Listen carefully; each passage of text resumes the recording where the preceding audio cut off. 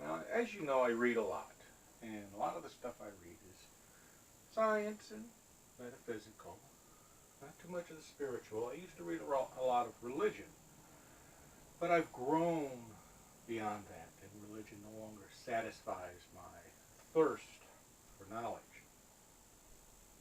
So, anyway, I was reading Alice Bailey's book, one of them, on esoteric psychology. Book one. Now this is, I think it's like a 5-part series, and and I'll tell you. I will flash the titles at you after a bit, or probably right now. But anyway, as I was reading, I noticed something occurred to me, and that was the idea of immortality, metaphysics. All the old authors, probably the new authors, I don't know too much about the new authors, but all of the old authors talk about immortality. It's as though they are finding a way to kind of fit in with in a little niche within Christianity and mainstream religion, which has been around for quite a while.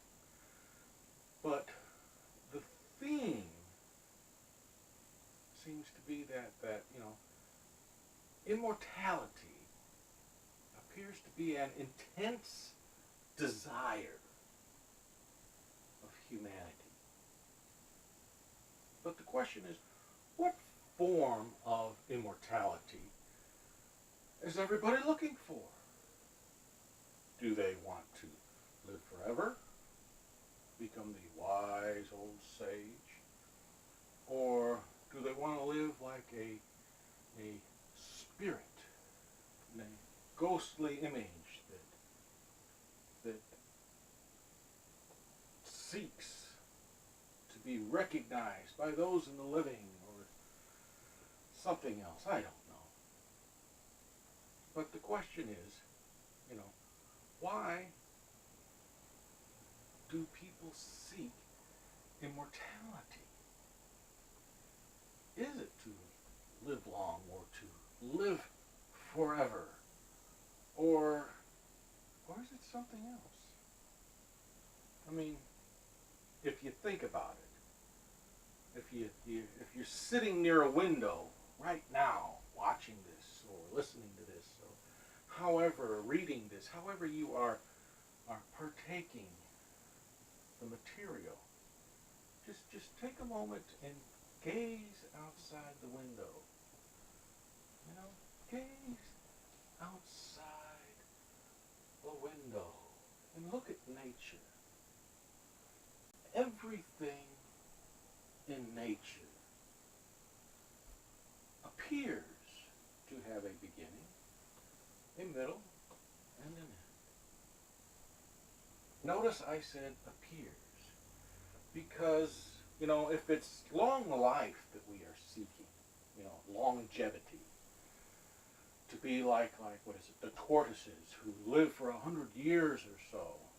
And at the time of this experience here, people are living to be 100 years old or more.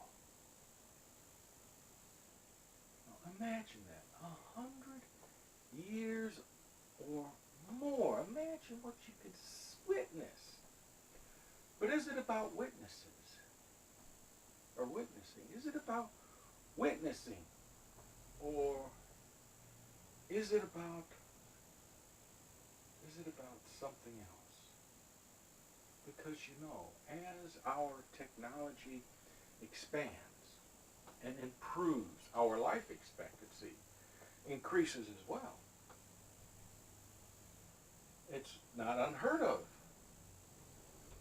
in the early 2000s, 2016. It's not unheard of for people to be living in their 80s, 90s. What is it? 60 is the new 50 or the new 40s, and it's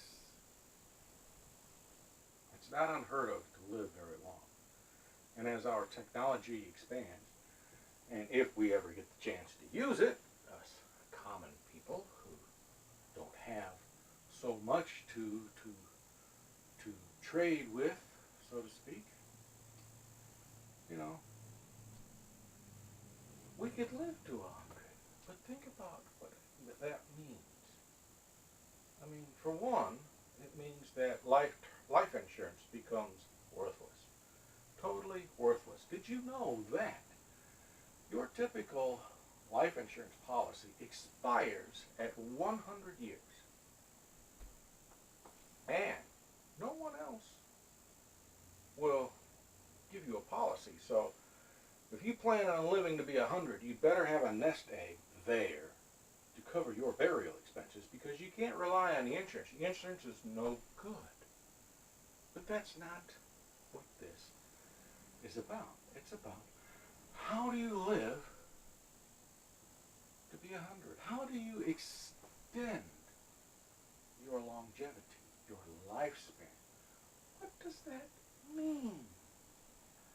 Well, for one, it means that nobody can just sit and do nothing and expect to live forever. Which is a fallacy, and I will tell you why it's a fallacy in a moment here. But, you know, the requirements for living such a long lifespan include adaptation. You have to be able to change, not only with your immediate environment, or should I say your immediate friends, your habits, your home, technology.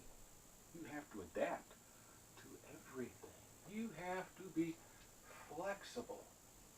You can't be rigid. You have to get out there and do stuff. You have to engage in an ever-changing society. You have to adapt. You have to change. You have to adapt. You can't be like a building or like one of these huge statues on Easter Island, you know? The ones that stand mute, gazing out the horizon, witnessing, pondering, contemplating, yet stationary, stagnant, decaying. You can't be like the great temples of Greece and Italy. You know, the ones where they worshipped Apollo and Venus and Zeus and all of those? You can't be like that. You can't stand forever gazing over the mountains and the hills, gazing down at the people. You can't be like that.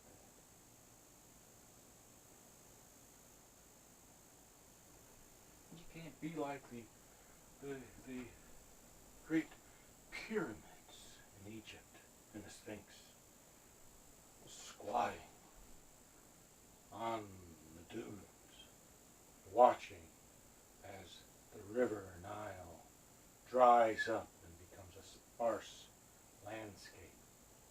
You can't do that.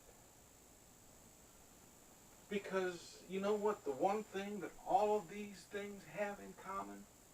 Everything that we build, every living creature, the tortoise who lives over 100 years, the great crocodiles of the Everglades, and the great white shark, jaws, you know, those creatures that seem to live forever. Well, they're no different than we are. You, I, the newborn babe, they're no different than any of that, because everything is in a state of decay, which is the natural order. Immortality is an unnatural condition. We are all in a state of decay. If immortality, consider this. If immortality were an actual reality, okay, consider that, then there would be no growth. Everything would be as the statues at Easter Island. Everyone would be like that, forever, wondering, contemplating, whatever. Everyone would be like the great pyramids and the great temples of the old worlds, standing there, doing nothing. You know what they also have in common? They do not grow. There is no growth. In a reality where immortality is a fact, there is no growth. There is no stagnation. There's no death. There's no birth. There's nothing. Absolutely nothing.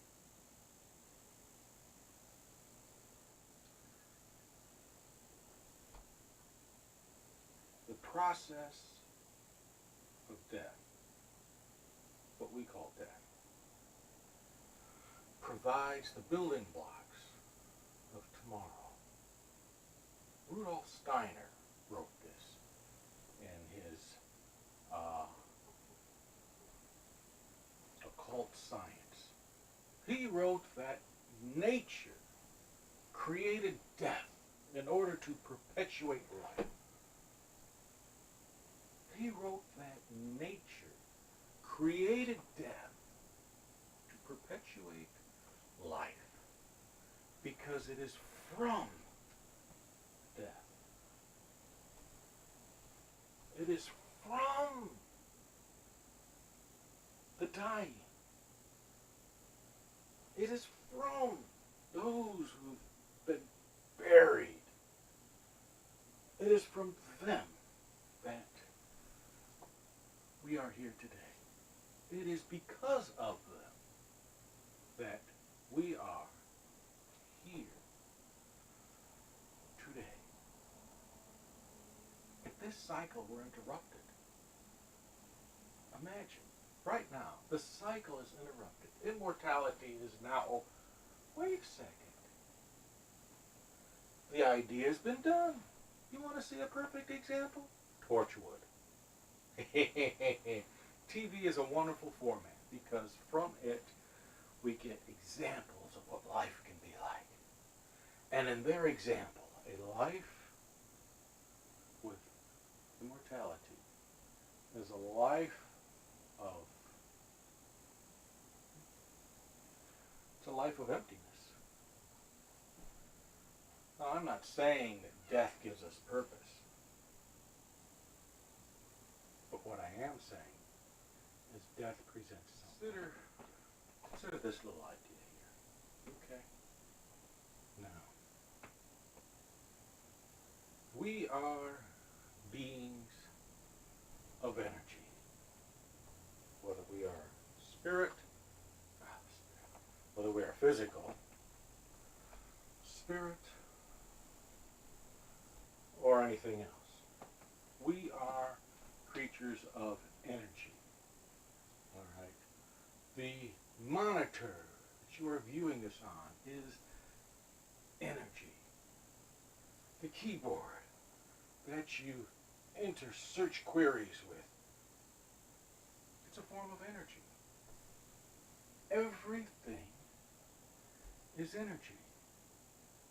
And energy, as we know it, has no beginning,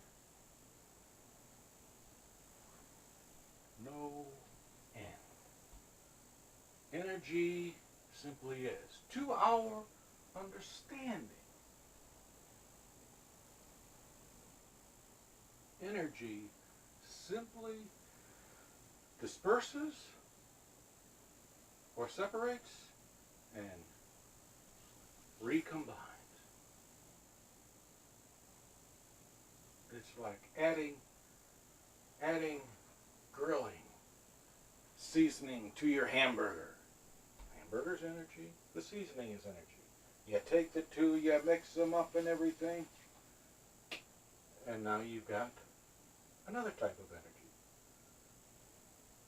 It's no different.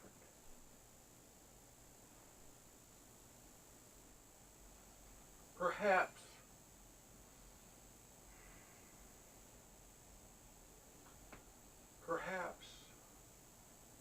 it is the idea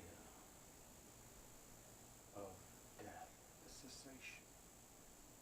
the cessation of life that is frightening. Perhaps, because if energy is nothing but possibilities coming together, forming something, and then dissipating, then beginnings and endings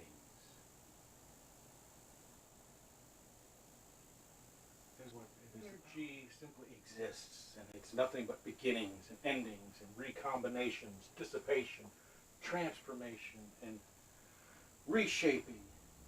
If it's all of that, okay, if it is all of that, then what happens? You know, the spiritualists believe that the personality survives death.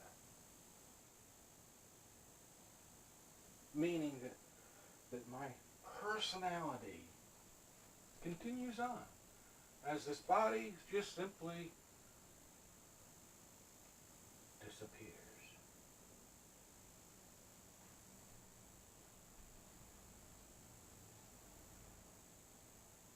But, you know, does this survival of my personality mean I am immortal? Well, here's the thing about immortality.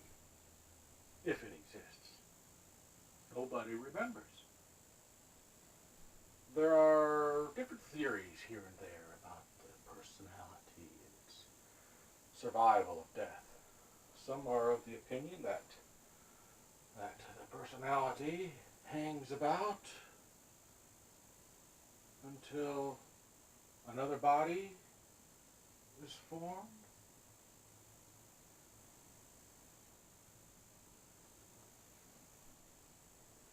Some are of the opinion that the personality hangs about until it chooses a body, parents, and a family. I'm not saying these theories are wrong. I'm not saying these theories are right. You know, of course, then there's the one where you die and you go to heaven in some form or another.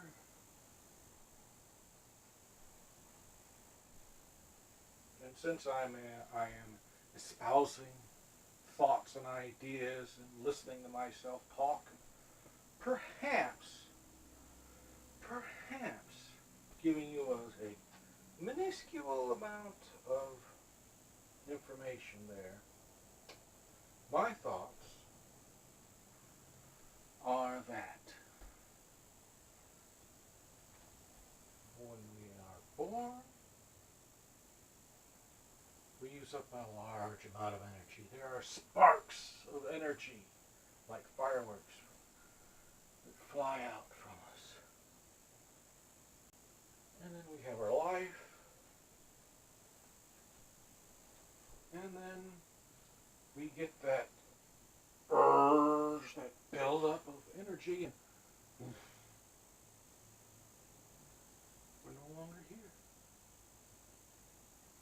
But those sparks fly out. Sparks. Those sparks are bits and pieces of me. Bits and pieces of you. And with all these sparks flying about, some of these sparks come together, forming new people, new personalities. It doesn't make a difference what you believe. If you believe in some form of reincarnation, it has no difference, because the personality changes. It's not restored. It's not kept whole. The personality changes. So immortality, in the sense that they all discuss it and posit it and everything, is not possible. Perhaps that's not even what they're talking about. I mean, the greatest fear everyone has is being forgotten. The greatest fear is, who is this person?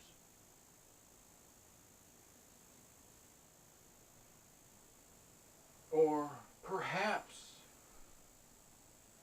our greatest fear is having a life that amounts to nothing.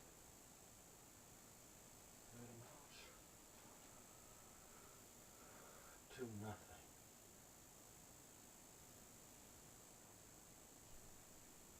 Fear prompts the introduction of wishful thinking,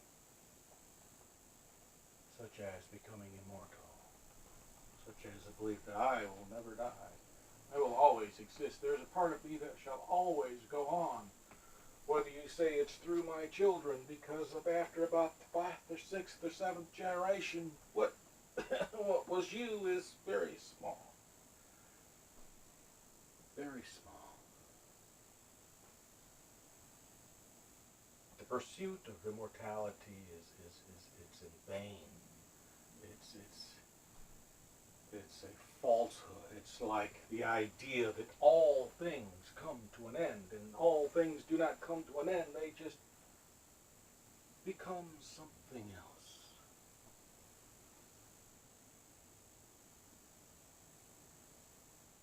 Not about what we call our immortal soul, because the soul is part of the universe, and the universe, yes, it appears to go on forever, to be infinite, and to exist forever, and therefore, because I am part of the universe, I am immortal. No, it is not that. It's not about surviving death, because death means birth for someone else. Perhaps what motivates us towards a belief of immortality is purpose. Because let's face it, without purpose, what are we? We're just warm bodies taking up space. Purpose. And purpose is motivated by tomorrow. It's not about what I can do today. It's about what I am going to do tomorrow. Because I am planning today what I'm going to do tomorrow. And then when tomorrow gets here, which it never does, it becomes today. And today, I am doing this. I am sharing information with you.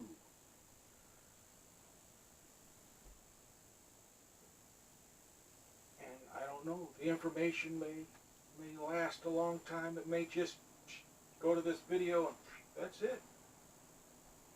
It may stop right there. But does that mean that I stop? No. Because I will disperse will return with a new face, a new body, perhaps a better attitude, a better personality. No, my attitude is good. But you know what? I won't remember any of this. None of this. And the interesting thing is, according to Rudolf Steiner, in his occult science book, it is that before we can grow, we must first experience all that we have experienced beforehand. So if I believe in incarnation, and I am incarnated, and I don't remember any of that, I have to go through everything until I reach a point to where I am at today. And when I reach the point to where I am at today, then I may continue to grow. But until that time, I am still trying to attain where I am at today. So today I may be trying to attain where I was at yesterday or the previous life. But you know what? It doesn't matter. It doesn't matter. Because the thing that drives people to the idea of immortality is control.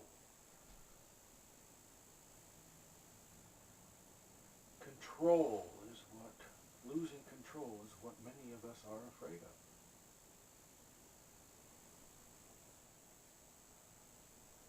So, we do not know what happens after the change called death, what really happens. We know that because we are energy, we are dispersed, and we know that we are recombined into something else. It's not whether I will become a tree next time, it's that there are bits and pieces of me that will be scattered all over the place, that will go on to form dozens of bodies.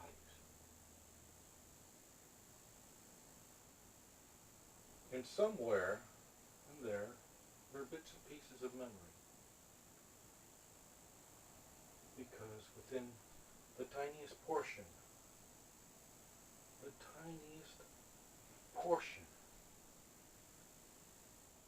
of matter, of energy, is a complete image of all that was.